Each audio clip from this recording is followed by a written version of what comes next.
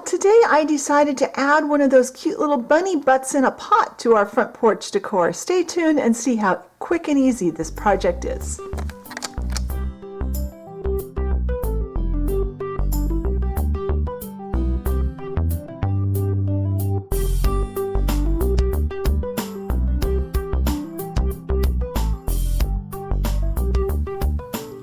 Alright, our first step in doing this is just to make whatever container you're going to put your little bunny into. And I dug through my wood stash and I had this little wooden bucket. I have a whole bunch of these. I'm sure they still make these.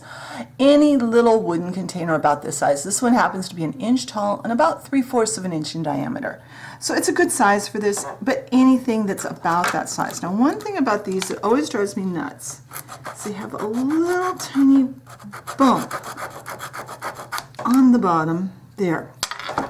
So they never sit flat until you remember to sand that off.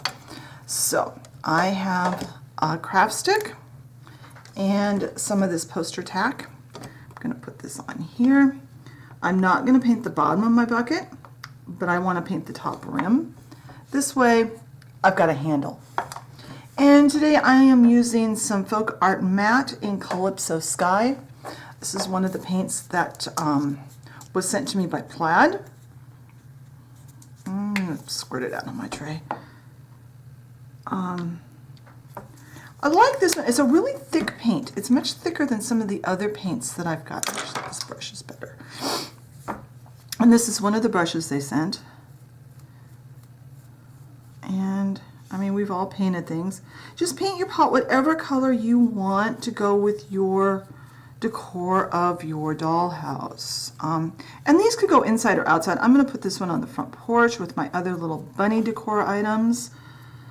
But you could put it inside. You could put it pretty much anywhere in the dollhouse, really. And I love the fact you could really put this into anything. You could use anything for a container that's about the right size. I think you could probably even make just the bunny butts and put them out in the landscaping too, if you didn't want to put them in a pot. But I'm going to do it in a pot so it's nice and portable, and I think it'll make more of a, I don't have landscaping done yet, so get a good coat on here. I'm going to let this dry, then I'll come back and we'll paint a trim on those little straps, and then we can get on to making our bunny. Alright, so my paint has had time to dry, and I've got some of this brushed metal in brushed silver, I think it's called, yeah, and which Plaid sent me. I love this silver paint. It is my favorite silver.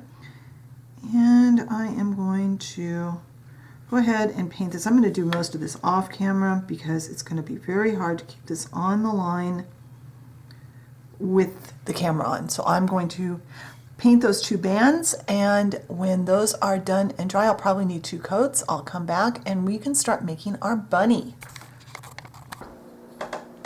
Alright, our paint's all dry, so now we're going to start working on putting a bunny in. First off, we need to do a tail.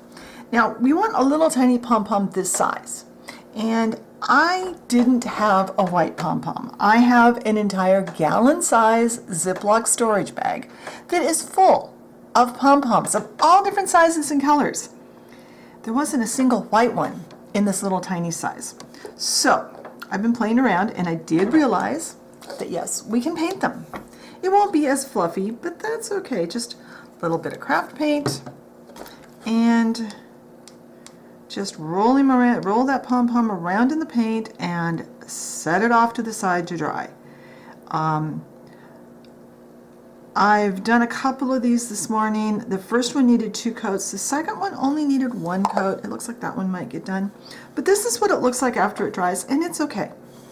It's not as fluffy, but it's fine. Then you need a pom-pom for the bunny's butt. And this one's a little big. This one's almost an inch in diameter. Like I said, this was not the video I was going to do today. I was going to do something else, and then I saw these online and I thought they were so cute, and I wanted to get them done before the end of March so you'd have them for Easter. So this one's about an inch in diameter. If you've got a 1/2 inch or 3/4 inch pom-pom, you might not have to do this. But I found some little tiny rubber bands. And what I'm doing is I'm forcing this end of this to compress. because that will now allow me to put glue inside of my container.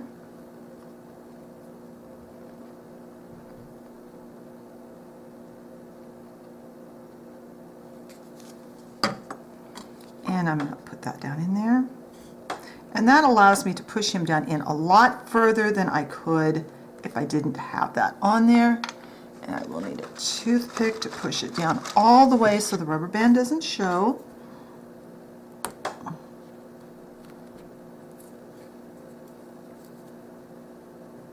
There. Now we're going to take our little white pom-pom and we're going to put that right here on the top. And I'm going to let this glue set up before I go to put the feet on. That way I don't dislodge my little tail. So I'm going to let this glue dry. When it's dry, I'll come back, we'll make some feet, and we'll put some little pads on the bottom of them, and we will get this guy finished. Alright, my glue is set up on the tail. It's still a little wet, but it's fine. So I have some heavy paper. This happens to be 140-pound watercolor paper. You could use heavy cardstock, you could use poster board, anything that's firm enough to hold up. And I'm just punching 2 regular hole punch holes out of it. Oops, and there it is. So try not to lose those. And now I need to get some glue.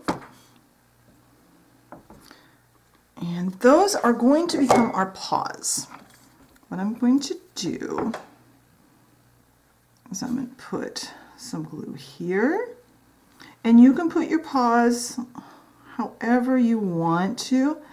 I do find it's easier to paint the little bottoms when they're already in place, because this way I don't have to line them up. There. Now we have 2 little paws. I have some pink paint. This happens to be seashell pink from Folk Art. And I have a couple of paint brushes. I'm going to use the bottom end. I've got, let's see, I'm going to use the slightly bigger one first. One that's a little bit bigger. I'm going to dip that in, and towards the top of our little paw we are going to put a pink dot. And then, using a smaller paintbrush, I am going to put